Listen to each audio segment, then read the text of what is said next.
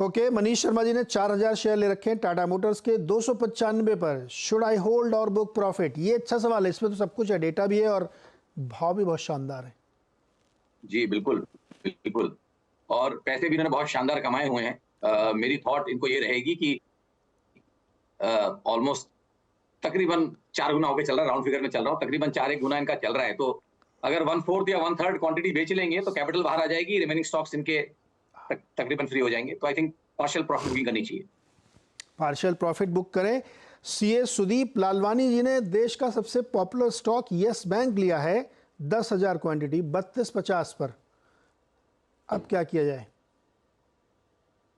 नहीं, बहुत पॉपुलर रहा है, हमने इसको बहुत चर्चाएं भी की है। रेंज ब्रेकआउट हो गया है, ये तो हम लास्ट कुछ दिनों से बोल ही रहे हैं कि भाई 5 रुपए से 25 रुपए की जो रेंज थी उसका ब्रेकआउट हुआ है। उसके टारगेट्स अगर आएंगे तो फिर 1x 45-50 तक के आएंगे। टाइम लगेगा, 12-18 महीना, 24 महीना भी लग सकता है डबल होने में, बट वो सब रेट्स आ सकते हैं। और अगर आपने ट्रेड लिया है तो आप जरूर 23 रुपए 40 पैसे का एक स्टॉप लॉस भी रखेंगे क्लोजिंग बेसिस पे। अगर किन्हीं कारणों से उस रेंज के अंदर जाता है तो आप निकलेंगे। ओके, सृजन राज का सवाल है, इनके पास HDFC बैंक है 1369 वाले। अब ये इससे हमको लगता है परेशान हो गए, इसलिए सवाल पूछ रहे हैं कि क्या मैं इसको बेच दूं और SBI खरीद लूं जहां ज्यादा रिटर्न मिल रहा है? नहीं, एक तरफ देखिए बात वही है, SBI अब ऑलरेडी बहुत चल चुका है तो वहां रिस्क रिवॉर्ड है नहीं और इससे थके हुए हैं। तो मैं समझ सकता हूँ, स्टॉक 3 साल से चला नहीं है, 1750 के ऊपर जा नहीं पाया 2021 से। आई थिंक उछालों में निकलने की कोशिश करें और थोड़ा ड्राई पाउडर रखें। मौके इनको लेने के मिलेंगे इस साल में, ऐसा मेरा मानना है। भाई ड्राई पाउडर के लिए पहले वाला पाउडर बेचना पड़ेगा ना। जी, जो उछालों में बेचें। थोड़ा सा रखा था तो नया ले लिया, अब फिर कोई पिछले वाला बेचे तभी तो ड्राई पाउडर आएगा। हाँ नहीं, तो इसी को बेचें, इसी को उछालों में बेचें, यहाँ से एग्जिट करें। नेक्स्ट 1 से 15 दिन के अंदर यहाँ से एग्जिट मारे, जैसे भी है एग्जिट मारे। उस दूसरी तरफ देखें, सुहैब अहमद अलवी के पास बड़ा अच्छा नाम है, सिनक्लेयर होटल्स। 120 शेयर हैं, नहीं 120 के भाव पे 250 शेयर है सिनक्लेयर होटल्स। देखिए चार्ट मिलेगा आपको, ट्राई करता हूँ सर। नंबर बताऊँ क्या, कोड? नहीं, मिल गया, आई थिंक मिल गया। 100 रुपए 126 रुपए वाला स्टॉक है। हाँ वही है। देखिए यहाँ पे थॉट तो यही है कि सभी कुछ चल रहा है इस समय, आई थिंक उसमें ये भी है जो चल रहा है। थॉट यहाँ पे ये रहेगा कि भाई आप 120 रुपए का एक स्टॉप लॉस जरूर यहाँ पे रखें, या 118.40 का रखें, ज्यादा बेटर रहेगा, राउंड नंबर से थोड़ा सा नीचे 118.40 का क्लोजिंग ओनली स्टॉप लॉस रखें। और आई थिंक अगर ट्रेड में बने रहना चाहे तो 1 से 3 महीने बने रहे। ट्रेड में बने रहना चाहे तो 1 से 3 महीने बने रहें। ITC के शेयर लिया मृत्युंजय सिंह ने, पटना से है ये, अपना ट्विटर हैंडल ही बना लिया, मृत्युंजय सिंह फ्रॉम पटना, क्या बात है। और इन्होंने लिया 259 पर जी, लास्ट 2 साल से होल्ड कर रहे हैं ये जी। 600 जाएगा क्या ये? 600 जाएगा, बट इनको फिर यहाँ से मैंने बोला ना 18 महीने प्लस, 12-18 महीने प्लस का अगर होराइजन है तो फिर वो सब तब उन तरह के टारगेट सोचने हैं और तभी सोचना है। अगर वो टाइम होराइजन है तो जाएगा, बने रहे। ओके अच्छा, TVS सप्लाई चेन बहुत रिसेंट लिस्टिंग है, बहुत बड़ा, ये छोटा चार्ट होगा लेकिन फिर भी देखिए कुछ बनता है इसमें क्या? 100 शेयर लिए 210 पर। नहीं, इसमें तो मैं माफी चाहूंगा, पास करना पड़ेगा मुझे। Too small chart. अच्छा, अरविंद गोयल जी आपके बहुत बड़े फैन हैं।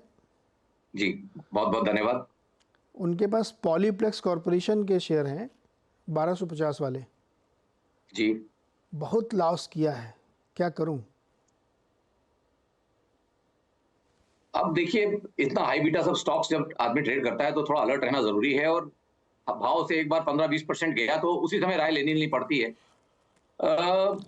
आई थिंक अभी यहाँ तो बहुत ओवर सोल्ड है, तो मैं यहाँ से तो इनको अभी क्या इसमें नया तो मैं इनको समीकरण नहीं बता सकता। आई थिंक उछालों में एक बार दोबारा राय ले लें और उछालों में डेफिनेटली एग्जिट करने की भी यहाँ पे थोड़ी कोशिश करें, ऐसा मेरा मानना रहेगा। अच्छा, सरवेन जैसे ऐसे कोई लिखता है मैसेज कि मैं सरवेन जी का बहुत बड़ा फ़ैन हूँ, वो बहुत अच्छे आदमी है, बहुत अच्छी कॉल देते, तो इससे आपके व्यू में कोई फ़र्क पड़ता है क्या कि अच्छा चलो इतनी तारीफ़ कर रहे हैं तो थोड़ा सा टिल्टेड व्यू दे दें? ऐसा नहीं करते आप? नहीं सर, देखिए कोशिश करते हैं कि जितना निष्पक्ष रह सके रहे और जितनी सच्ची बात दिल से करे वो करते हैं। लोगों को बुरी लगती है। ये साल हमने मंदी कॉल कर दी है, अब हमने जनवरी, और वो उसका डेटा है, मतलब मैं अपने मन से कुछ कॉल नहीं कर रहा हूँ। 44 साल का डेटा बताता है कि इवन ईयर में बाजार एवरेज 25-30% गिरता है और वो फर्स्ट क्वार्टर में ज्यादा गिरा है। तो फर्स्ट क्वार्टर में अलर्ट रहने का क्वार्टर है और आप उसमें अलर्ट ही रहेंगे। इसमें कोई बहुत ज्यादा रॉकेट साइंस नहीं है। सब लोग जाके सेंसेक्स का 40-44 साल का चार्ट देखें, समझ में आ जाएगा कि हर 2 साल में बाजार 30-35% गिरता ही है। हर साल गिरा ही है, कभी कभी कम कभी ज्यादा, बट एवरेज में बोल रहा हूँ 25-30% इंडेक्स गिरता है इवन ईयर में। अच्छा, कुलदीप का सवाल लेते हैं। कुलदीप जी ने सवाल भेजा है कि कंज्यूमर स्पेस में यानी एफएमसीजी में कब आएगी रौनक, और इन्होंने एचयूएल के डिलीवरी ले रखी है 3 साल से 2400 के भाव पे, डाबर भी 520 पे ले रखी हैं। क्या हो क्या रहा है यहाँ पे, चल क्यों नहीं रही है? देखिए, इसमें इंडेक्स पे ही ध्यान देना बहुत जरूरी है, और इंडेक्स देखिए अंडर परफॉर्म कर रहा है। तो अब जब ये लास्ट 3 महीनों में बाजार ने शानदार रैलियां रखी हैं, तो ये जनवरी के बाद से चल ही नहीं पा रहा है, और निफ्टी ने तकरीबन 4-5 नए हाई तो अमूमन रख ही दिए हैं, अगर छोटे छोटे इंट्राडे हाईज को भी गिने तो। आई थिंक ये अंडर परफॉर्मेंस कुछ दर्शा रही है कि भाई यहाँ पे थोड़ी वीकनेस रह सकती है। तो मेरे ख्याल से तो उछालों में अगर भाव आए तो आई थिंक थोड़ा निकलना चाहिए। नो डाउट गिरते बाजार में ये सारे स्टॉक थोड़े कम गिरेंगे क्योंकि ऑलरेडी गिर गए हैं, और ये डिफेंसिव स्पेस है, तो पॉसिबली आउट परफॉर्म कर जाए। लेकिन इस तरह के मार्केटों में गिरता सब कुछ है, कुछ कम गिरता है, कुछ ज्यादा गिरता है, बट अच्छा, ये जी ठाकुर सुबोध ने जो है ना आपकी परीक्षा लेने का मन बना लिया। मेरठ से है ये। जी इन्होंने आईडीएफसी फर्स्ट बैंक के 200 शेयर ले रखे 85 पे। ये प्रश्न जी इनका ये है कि क्या मैं और खरीद लूं? टाइम फ्रेम 30 दिन। देखिए, माफी चाहूंगा, टाइम फ्रेम 30 दिन में तो फिर ट्रेडिंग कॉल हो गया, और इनको हमको कहीं इंट्राडे में ट्रैक करना पड़े। 30 दिन का जब ट्रेड करेंगे तो इनको कहीं हमसे डे टू डे टच में रहना पड़ेगा। ऐसे तो मैं इनको कैसे बता दूंगा कि 30 दिन का ट्रेड में इनको क्या करना चाहिए। बट अमूमनली मुझे लगता है कि यहाँ पे अगर इनको 30 दिन का ट्रेड करना है, उनको लेना ही है, तो आई थिंक 78 के नीचे एक स्टॉप लॉस रहेगा, और 30 दिन के हिसाब से अगर मुझे पूछेंगे तो 88-90 के टारगेट्स रहेंगे। तो 4 रुपए का स्टॉप लॉस और 8 रुपए का टारगेट, तकरीबन 1:2 का रिस्क रिवॉर्ड। ठीक है, नीतू कपूर का सवाल लेते हैं, ये आपको अच्छा लगेगा। इन्होंने टाटा पावर ले रखा है, 375 शेयर है 290 के भाव पर। लॉन्ग टर्म के इन्वेस्टर है, कोई चिंता नहीं है, लेकिन टारगेट बताइए कि कहाँ तक ये जाएगा जहाँ पे इनको प्रॉफिट बुक करना चाहिए। देखिए, ब्लू स्काई टेरिटरी में है, तो अब तो प्रोजेक्शन टारगेट्स थोड़े थोड़े लेके चलने पड़ेंगे, और विजिबिलिटी 6-12 महीने की लेके चलनी पड़ेगी। नो डाउट आपके ध्यान बड़े भी रह सकते हैं, बट विजिबिलिटी 6-12 महीने की लेके चलनी पड़ेगी। तो 6-12 महीने के हिसाब से मुझे लगता है अगर ये ट्रेड में बने रहना चाहते हैं और उनके पास नीचे के भाव का है, तो आई थिंक इनको कहीं 330 रुपए के नीचे एक स्टॉप लॉस रखना चाहिए, और उस केस में इनको तकरीबन 450-460 के टारगेट्स का एक्सपेक्टेशन रखना चाहिए 6-12 महीने के हिसाब से। 6-12 महीने के हिसाब से रखना चाहिए टारगेट। और प्रीति झा का सवाल है सुप्रजीत इंजीनियरिंग पे, एवरेज प्राइस 429 का है, इनका लॉन्ग टर्म व्यू। देखिए, थोड़ा सा इलिक्विड स्टॉक रहता है, मतलब कभी ज्यादा कभी कम ट्रेड होता है। दिन में मुझे इसमें लाख शेयर से कम भी कभी कभी वॉल्यूम दिख जा रहा है, बट आई थिंक अपने लंबे अवधि के एवरेजेस के आसपास काफी कंसोलिडेट हुआ है लास्ट 5-6 महीनों में। तो ट्रेड में बने रहे 1 से 3 महीना, और उस केस में टारगेट एक्सपेक्ट करें तकरीबन 440-450 के आसपास, और स्टॉप लॉस भी जरूर रखें 400 रुपए के नीचे। ओके, सिडनी से एक सवाल आपके लिए भेजा गया है, जी गौरव जी ने भेजा है। इनके पास लक्स इंडस्ट्रीज के 20 शेयर हैं, एवरेज 1370 पे। 1-2 साल वेट कर सकते हैं? नहीं, आई थिंक 2 साल से तो 1 साल से तो वेट कर ही रहे होंगे, और आई थिंक एक बहुत लॉन्ग ड्रॉन करेक्शन यहाँ पे चल पड़ा है। डेटा इसमें 2015-16 सही है, लेकिन जो सेटअप्स बने हैं उसमें बहुत बड़ा करेक्शन ये ड्रॉ डाउन हो गया है। थॉट ये रहेगा कि देखिए उछालों का वेट करें, और नए तो समीकरण अभी नहीं बन रहे हैं, ना कोई पैटर्न बन रहे हैं, बट उछालों का वेट करें और एक बार दोबारा राय लें। यहाँ पे लग तो रहा है कि 1400-1450 का एक बाउंस बैक आ जाएगा, बट वो जब बनेगा तब देखेंगे। ओके, तुहिन कुमार सिंह भारत फोर्ज ऐड करना चाहते हैं, यूपीएल करंट लेवल पे क्या लेना चाहिए? देखिए, अंडर परफॉर्मेंस ढूंढ रहे हैं तो पाई अच्छी बात है, अंडर परफॉर्मेंस में ट्रेड ढूंढ रहे हैं, यूपीएल की बात कर रहा हूँ, बट अभी मैं कहूंगा वेट, अभी भी वेट करें। देखिए, गिरते बाजारों में जो वीक चीजें होती हैं वो ज्यादा और गिरती हैं, तो थोड़ा वेट करें। और इवन फॉर भारत फोर्ज मैं बोलूंगा वेट करें, अच्छे मौके मिलेंगे। देखिए, भारत फोर्ज में किसी ने वेट किया होता तो हम जो लास्ट कुछ महीनों से बोल रहे हैं कि वेट करें अगर आपके स्टॉक्स, तो आप देखिए काफी अच्छे पैसे यहाँ पे उनके बच गए होते। तो थॉट यही है कि थोड़ा वेट कर ले, इस साल में सब कुछ थोड़ा थोड़ा नीचे लेने के लिए मिलेगा। अच्छा, ऐसे वारेन प्रोफेसर ने कहा था कि जब सब लोग स्टॉक से मुंह मोड़ लें, उसकी तरफ देखें भी नहीं और सब लोग इग्नोर करने लगें, तब इन्वेस्टर को ग्रीडी हो जाना चाहिए। जी तो क्या यूपीएल में वो समय आया है कि अभी और थोड़ा इग्नोर करना चाहिए उसको? नहीं, यूपीएल में देखिए मे भी वो समय आया हो, बट बाजार का वो समय अभी नहीं आया है। मतलब वॉरेन बुफे साहब के इंडिकेटर में डाउ और एसएनपी तो 1.5-2 साल से रेड जोन में, रेड हॉट जोन में, मतलब उनका जो इंडिकेटर है मार्केट कैप टू जीडीपी वाला, उसमें I think we are in a red hot sell zone. तो अभी वो तो 1.5 साल से उनका ही इंडिकेटर काम नहीं कर रहा, तो फिर थोड़ा मुश्किल हो जाता है ऐसे मौकों पे कहने का, क्योंकि जो यूफोरिया चला है वो खतरनाक चला है, इसमें कोई डाउट नहीं है। और मेरी हाइपोथेसिस यहाँ पे इस साल की है कि अगर मैं अपना बेस्ट केस सोचूं सपने में कि भाई क्या लगता है मुझे, तो मुझे लगता है कि निफ्टी शायद 24-24.5 हजार हो जाएगा। हम्म, तो यहाँ से 8% ऊपर है, और एसबीआई की एफडी में 7.25% मिलता है। तो खाली 75 पैसा एक्स्ट्रा कमाने के लिए मैं पूरे साल रिस्क लेके क्यों खड़ा रहूंगा बाजार में? नहीं, मैं फिर सबको ये बेच समझा। दूंगा ना, मैं 24,500 में बेच के फिर एफडी करूंगा। नहीं नहीं सर, तो हाँ। रिस्क, उतने रिस्क में आप खड़े नहीं रहेंगे ना। साल भर आप रिस्क ले रहे हैं, खाली क्वार्टर बेसिस पॉइंट के लिए आप 75 पैसे के लिए आप रिस्क नहीं लेंगे पूरे साल के लिए। जब तक ऐसा ना लगे विजिबिलिटी में कि बाजार 7-8% आउट परफॉर्म करेगा FD risk free rate of return को, वो साल को मैं इन्वेस्टमेंट का साल नहीं मानता हूँ, ऐसा मेरा मानना है। बाकी लोग मुझसे डिसएग्री कर सकते हैं, बट जिस साल मुझे इंडेक्स में 15% नहीं दिख रहा, वो साल इन्वेस्टमेंट का मेरे हिसाब से नहीं रहता। वो साल इन्वेस्टमेंट का नहीं रहेगा। हम्म। और जब ये समीकरण जुड़ता है इवन ईयर के साथ, हर हर साल मैं ऐसा नहीं बोलता हूँ, ये साल की साइकिल ऐसी जुड़ी है कि इसी साल हम ये बोल रहे हैं, पिछले साल हमने ये नहीं बोला था। ओके,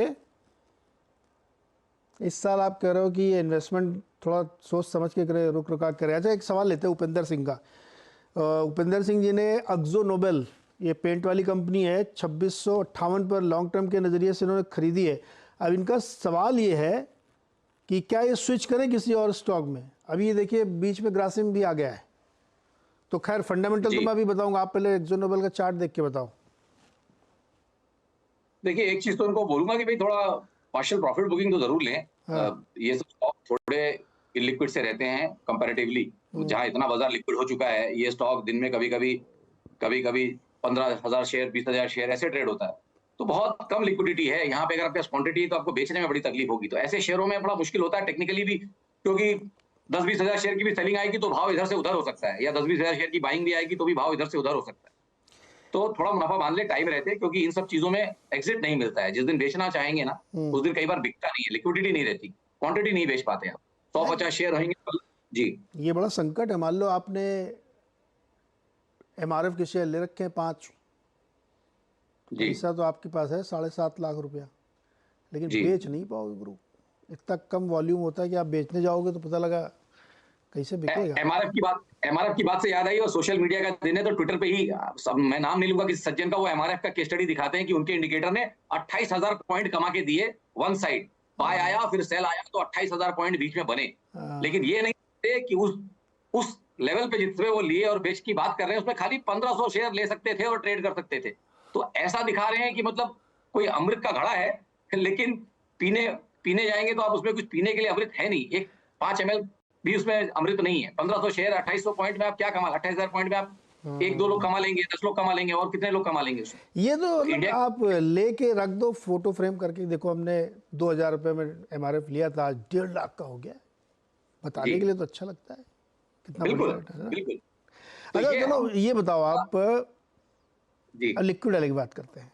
बंधन जी बैंक 500 शेयर 346 पर लिए हैं प्रेम सहगल जी ने लखनऊ से। अब बताओ, जी। हाईली लिक्विड शेयर है, अब क्या करें इसमें? नहीं, हाईली लिक्विड शेयर है और बहुत दिन से पिस भी रहा है। बीच में इसके उछाल हमने खेले थे, लोगों को हाँ, आगाह भी किया था कि भाई अच्छे सपोर्ट्स के आसपास है। उन्हीं एरियाज पे दोबारा आया है, तो नो डाउट आई थिंक इसके पहले भी 200 रुपए के आसपास के लेवल से एक अच्छा पुल बैक आया था, हल्का एक स्पाइक नीचे गया था, बट 200 के आसपास अगर आप देखें तो कितने बॉटम्स हैं राइट फ्रॉम 2022 के बाद से। I think 4-5 bottom in areas में लगे हैं इसके, 200, 212, 210 इन एरियाज में, और एक शायद उससे थोड़ा नीचे भी गया है। तो I think list risk area में है। बैंकिंग में अगर मुझे सबसे लिस्ट रिस्क एरिया में कोई टेक्निकली स्टॉक दिखता है तो यही है। आई थिंक अगर आप 200 के आसपास ले रहे हैं तो आप 180 के नीचे एक स्टॉप लॉस रखेंगे, और पुलबैक टारगेट भी बड़े शानदार आ जाते हैं ऊपर में। तो आई थिंक 250, 260 तक के टारगेट्स आ जाएंगे। तो 200 में अगर लिया और 60 रुपए कमाए और 20 रुपए का स्टॉप लॉस रखा, तो बहुत बढ़िया 1:3 का रिस्क रिवॉर्ड बनता है यहाँ। अच्छा एक और जल्दी से जवाब चाहिए। विजय एम संगानी का सवाल है, ग्रीव्स कॉटन पे 400 शेयर है 231 के भाव पर, क्या करें? आई थिंक यहाँ से तो ट्रेंड में बने रहे, और एक बार मुझे लगता है उछाल में 185, 190 आएगा, उस समय दोबारा एक बार राय लें, बट फिलहाल ट्रेंड में बने रहे 1 से 3 महीना।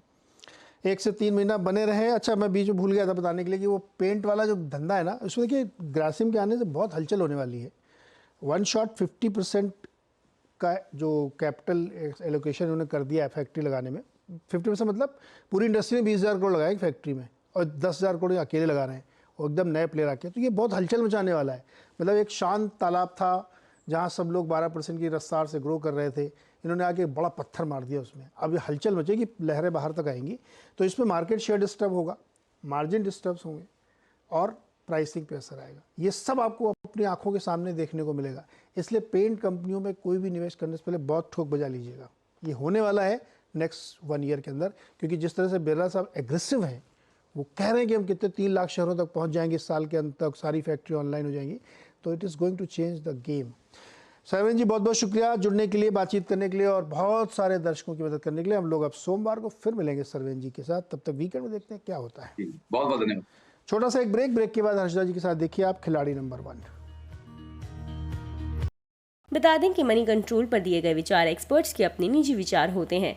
वेबसाइट या मैनेजमेंट इसके लिए उत्तरदायी नहीं है। यूजर्स को मनी कंट्रोल की सलाह है कि कोई भी निवेश निर्णय लेने से पहले सर्टिफाइड एक्सपर्ट की सलाह लें।